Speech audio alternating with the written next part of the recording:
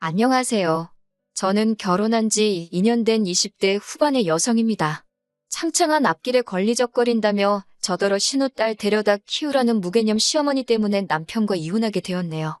저는 전문대를 졸업한 뒤 곧바로 취직해서 2년 정도 중소기업을 다녔습니다. 그러다 혼자 시장에서 전집을 운영하시던 어머니가 손목을 다치시게 되면서 저에게 도와줄 수 있느냐 부탁하셨고, 그러다가 이참에 가게 일을 배워보면 어떻겠냐는 제안을 받게 되었습니다. 할머니 때부터 해오던 가게라서 남에게 팔거나 정리를 하시기는 싫으시다고 하셨어요. 마침 제가 다니던 회사도 벌이가 특별히 좋다거나 비전이 썩 좋은 편이지 않았기에 저도 이참에 한번 해볼까 싶어서 전집 일에 뛰어들게 되었네요. 다른 건 몰라도 시장 안에 있어서 손님도 항상 많았던 가게 때문에 제가 지금의 남편을 만나기 전까지 제 또래의 다른 누군가처럼 연애를 한다거나 할 여유가 없었습니다. 장사 때문에 정신없는 저를 이해해준 남편과 연애를 시작하고 그 자상함에 결혼까지 하게 되었네요. 결혼 이야기가 오가면서 당연히 양가 식구들에게 서로를 소개하는 자리를 갖게 되었고, 거기서 처음으로 남편의 누나를 만났습니다. 저보단 6살이 많고 남편보다는 2살이 많은 신우는 남편 말에 의하면 집안의 기둥이라고 하더라고요. 명문대를 나와서 대기업을 다니고 있었던 미혼의 신우는 남편의 표현을 빌리자면 시부모님께 한 달에 생활비로 200만 원씩 드리는 대단한 딸이었습니다. 하지만 신우와 제 사이는 처음부터 그렇게 좋지 못했네요. 처음 남편 집에 갔던 날, 신우와 시어머니 두 분 다 빵을 좋아한다 하길래 유명한 베이커리에서 케이크를 사갔습니다. 집 안으로 들어서자 시부모님이 오는데 힘들지는 않았냐며 저를 환대해 주셨습니다. 긴장을 많이 한 상태였는데 다정히 맞아주셔서 한숨 돌릴 수 있었어요. 그렇지만 신우가 등장하자마자 분위기가 급변하더라고요. 신우는 차 타고 에어컨 쐬면서 시원하게 왔을 텐데 고생은 무슨 고생이냐며 한마디를 하더군요. 그리고는 온 가족이 모여서 서로 어색한 분위기도 풀 겸 간단한 이야기를 시작했는데, 신우가 대뜸 남편한테 둘이서 수다 떨고 그럴 때 수준 차이는 안 나냐고 묻더라고요. 엄청 조심스러운 척 제 눈치를 살피면서도 제 학벌과 직업을 가지고 저를 무시하려는 의도가 다분했습니다. 저도 당하고만 있는 성격은 아니라서 시아버지께 시어머님이랑 이야기하실 때 수준 차이 같은 거 느껴지시냐고 물었습니다. 그러자 순간 찬물을 끼얹은 듯 분위기가 가라앉았어요. 시아버지가 부부 사이에 무슨 수준 차이냐고 허 웃고 넘기시더라고요. 제가 그러니까요라고 한마디 맞장구를 치니 신우가 얼굴이 벌개져선 자긴 밥 생각 없다고 방에 홀랑 들어가 버리더라고요. 결혼 후 얼마 지나지 않았을 때는 이런 일도 있었습니다. 원래 전집은 명절이 제일 바쁜데 일손을 구하기가 너무 어려워서 저뿐만 아니라 손목이 아프신 친정어머니와 이제 은퇴하신 친정아버지까지 모두 동원되어야 했어요. 게다가 저희 시댁은 차례를 지내지 않기 때문에 저는 남편에게 혹시 명절 당일날 점심 지나고 가면 안 되겠냐고 조심스레 물었어요. 다행히 남편도 장사 대목인데 그렇게 해야지라며 흔쾌히 그러자고 하더라고요. 저는 뒷말 나오지 않게 남편에게 시댁에 잘 이야기해달라고 신신당부를 했습니다. 하지만 명절 당일날이었어요. 열심히 장사를 하고 있는데 신우에게서 전화가 오더라고요. 바빠서 바로는 못 받고 1~2시간쯤 지나서 전화를 다시 걸었더니 대뜸 소리를 지르더라고요. 저더러 못 배운 티를 이렇게 낸다면서 시댁이 웃음냐고 고래고래 소리를 질러요.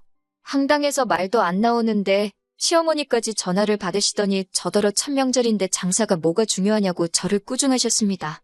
저로서는 너무 억울하고 화가 났지만 일단은 장사 마무리도 해야 했고 곧 시댁에 갈 거니까 가서 잘 설명드려야겠다는 생각으로 일단 몇 번이고 죄송하다고 말씀을 드리고 전화를 드렸습니다.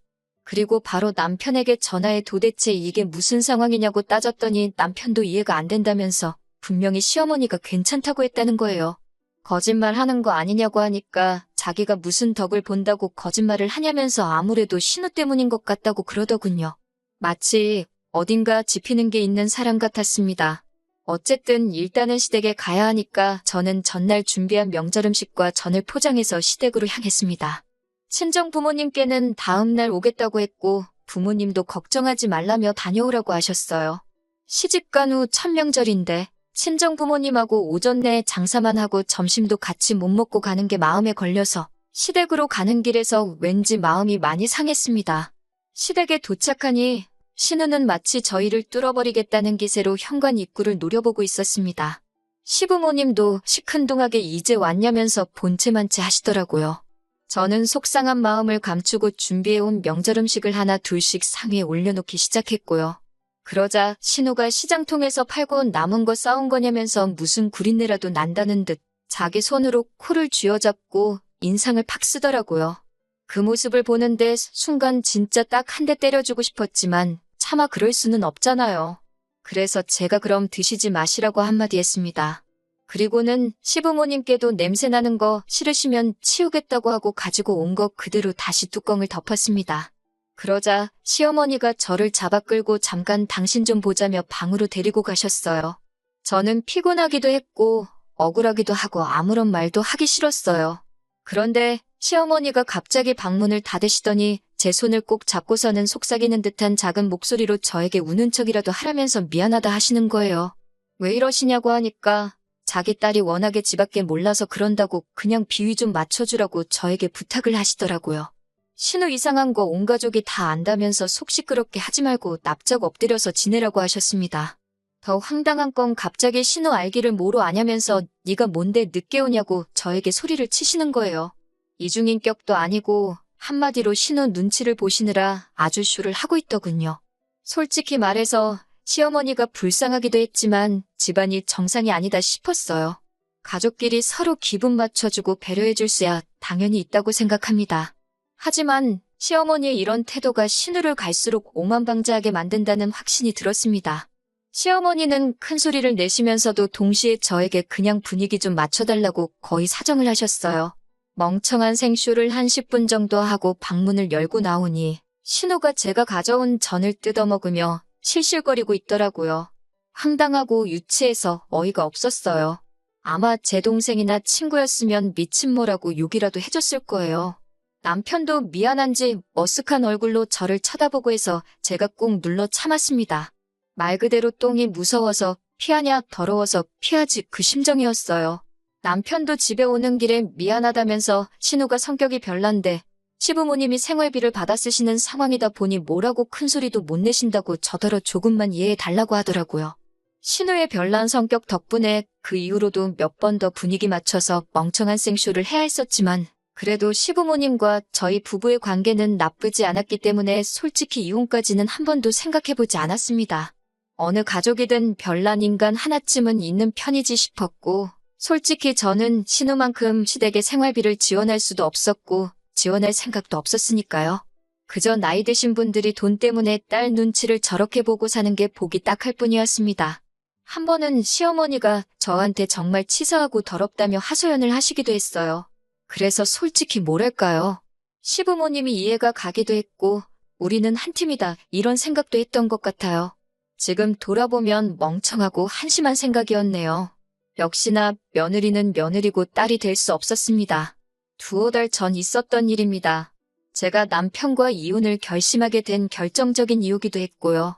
시어머니도 제가 신우랑 부딪히면 좋은 일이 없다는 걸 아셔서 최근엔 집으로 잘 안 부르셨는데 그날은 집에 좀 오라고 저에게 긴히 하실 말씀이 있다고 하셨습니다. 저는 속으로 신우가 제 흉이라도 봤나 보다 하고 크게 생각 안 하고 갔습니다. 또 그 시덥지도 않은 생쇼를 연기하는 건 이제 일도 아니었거든요. 그런데 집에 들어섰는데 신우가 웬일로 왔냐면서 저를 반겼습니다. 사람이 죽을 때가 되면 안 하던 짓을 한다더니 왜 저러나 싶어서 오히려 기분이 싸하더군요. 그렇게 저와 남편 그리고 신우와 시부모님 온 가족이 거실에 모였습니다. 평소와는 다른 분위기가 숨이 막히더라고요. 결국 제가 무슨 일로 이렇게 다 모인 거냐고 묻자 남편이 쭈뼛거리면서 일단 그동안 다 미안했다면서 이번 한 번만 더 이해해달라고 하더군요. 짜증난 제가 뜸들이지 말고 이야기를 하라고 하니 시어머니가 방에서 아이를 한 명 데리고 나오셨습니다. 4살이라는데 신우랑 완전히 똑같이 생겼더라고요. 제가 누구냐고 물으니 남편이 신우 딸이라고 하더라고요. 황당하고 어이가 없었어요. 결혼도 안 한 신우가 어떻게 이렇게 큰 딸이 있냐고 하자 신우가 갑자기 펑펑 울어버리는 거예요. 자기 이제 어떡하냐면서요. 그런 신우를 시아버지가 달랜답시고 방으로 데리고 들어갔고 저는 자세한 상황을 듣게 되었습니다. 시부모도 몰래 낳았던 딸이 있었는데 그 아빠가 사고로 세상을 떠나면서 그 가족이 애를 데리고 신우를 찾아왔답니다. 자기들은 이제 능력이 안 돼서 못 키우니까 엄마인 신우더러 알아서 하라고요. 그러면서 시부모님은 결혼도 안 한 신우가 애가 있으면 앞으로 시집도 못 가고 어쩌냐고 그러시는 거예요. 그렇다고 우리 핏줄을 어디 남한테 보낼 수도 없지 않냐면서 제 눈치를 살피시더군요. 설마 막장 드라마에서나 보던 이야기를 하시려는 건 아니겠지라는 생각이 머리에 스치는 순간 시어머니가 저를 보며 그래서 말인데 저더러 키우면 안 되겠냐 하셨습니다. 호적에 올려야 학교도 가고 한다면서 미혼인 신우 호적에 올릴 수는 없지 않냐고요. 더 화가 났던 건 남편은 이 모든 상황을 이미 알고 있었더라고요. 남편은 정말 미안하다면서 자기도 신우가 너무너무 믿고 싫지만 한 가족인데 어떡하냐고 받아줘야 하지 않겠냐고 그러더군요. 제가 잃은 신우가 쳤는데 왜 제가 뒷수습을 해야 하냐고 그러자 시어머니가 저더러 너는 잃을 게 없지 않냐고 하셨습니다. 신우는 학벌부터 직업까지 소위 엘리트 코스만 살아왔는데 그런 인생의 오점을 남겨서야 되겠냐면서요. 그 말을 듣는데 얼마나 어이가 없던지요. 남편도 시어머니 거둔다고 한다는 소리가 자기는 저를 볼 때 학벌이나 직업 같은 건 하나도 신경 안 썼대요. 하지만 신우가 자기처럼 마음 넓은 남자를 만난다는 보장도 없지 않냐면서 저더러 정말 운이 좋은 여자라고 그러더군요. 도대체 무슨 개소리를 하는 거냐고 결국 제가 소리를 확 질렀습니다. 그제서야 시어머니도 본색을 드러내듯이 아니 한 가족끼리 허물이 있으면 덮어주고 그럴 수도 있는 거 아니냐면서 그럼 다 늙은 우리가 애를 키우라는 거냐고 너무한다고 그러셨습니다. 저도 이때부터는 이 집구석하고는 끝이다라는 생각이 들어서 하고 싶은 말은 닥치는 대로 퍼부었습니다. 시어머니가 키우시던 신우가 키우던 제 남편이 키우던 어차피 다 자기 핏줄인데 그게 대체 무슨 상관이냐고 했습니다. 저야말로 피 한 방울도 안 섞인 남인데 왜 저한테 이러시는 거냐고요. 그러면서 남편한테도 그렇게 누나한테 당하고 살면서도 정신 못 차리냐고 그러면서 뺨을 때려버렸어요. 남편이 뺨을 부여잡고 주저앉아서 저를 멍하니 올려다 보더라고요. 그러자 시어머니가 저더러 욕을 하면서 시장통에서 장사를 하더니 하는 짓이 완전 산 것이 되었다면서 악을 쓰더군요. 저는 시어머니께 내가 그동안 당신들 어이없는 연기에 장단을 맞춰줬던 건 그래도 돈 몇 푼 때문에 딸 눈치 보고 사는 인생이 불쌍해서 눈 꼭 감고 어울려준 건데 이런 식으로 나를 깔아뭉개는 건 용서 못한다고 퍼부었습니다. 그러자 시어머니는 당장 저더러 이 집에서 나가라고 했고 저도 감사하다고 제가 바라는 바라고 맞받아치고는 뒤도 돌아보지 않고 나왔습니다. 그러자 남편이 따라 나오더니 정말 미안하다는 말밖에 할 말이 없다고 하더라고요. 제가 남편에게 정말 미안하면 너랑 함께 살면서 등신마냥 참고 살아온 내 인생이나 돌려내라고 보상하라고 울부짖었습니다. 지금 생각하니 한 마리 짐승이 따로 없었네요. 그러자 남편은 어떻게 해주면 되겠냐고 물었고 저는 지금 우리 사는 집 전세 보증금하고 자동차 전부 제가 갚겠다고 당신은 조용히 이혼 도장만 찍어달라고 했습니다. 그러자 남편이 한숨을 길게 내쉬더라고요. 제가 남편에게 변호사 고용해서 한번 진흙탕 싸움 해볼 거냐고 그래서 네 신우가 자식 있는 여자인 것까지 다 까발려 볼 거냐고 밀어붙였습니다. 저도 그땐 눈에 뵈는 게 없어서 앞뒤 생각 안 하고 다 말했거든요. 그러자 남편은 며칠 고민해보겠다고 했습니다. 그리고 엊그제 지긋지긋한 합의 이혼이 전부 끝났습니다. 남편은 시부모님께 신우 딸이니까 신우더러 키우라고 하라고 안 그러면 자기 진짜 이혼당한다고까지 말했답니다. 하지만 신우는 그랬다간 생활비고 뭐고 다 끊어버린다고 시부모님한테 협박을 했다고 합니다. 시부모님은 계속해서 남편에게 저를 잘 설득해보려고 하고 그래도 양심이 남아있던 남편은 저랑 헤어지는 게 마지막으로 자기가 해줄 수 있는 배려라고 생각했다 하더군요. 그런 이야기를 들으니 남편에게 동정심이 생기긴 했습니다. 하지만 싸구려 동정심에 다시 제 인생을 팔 수는 없지요. 저도 신우가 애를 어떻게 할지는 모르겠습니다. 그깟 돈이 뭐라고 딸 버르장머리 하나 못 고치고 참 안타까운 인생인 것 같아요. 저는 당분간은 제 사업장인 전 집 운영에만 힘써볼까 합니다. 남편도 시댁도 생각만 해도 지긋지긋하네요. 당분간은 그런 소모적인 인간관계에 다시 빨려 들어가고 싶지 않네요. 저녁에 비가 온다는데 파전에 막걸리나 먹어야겠어요. 들어주셔서 정말 감사합니다.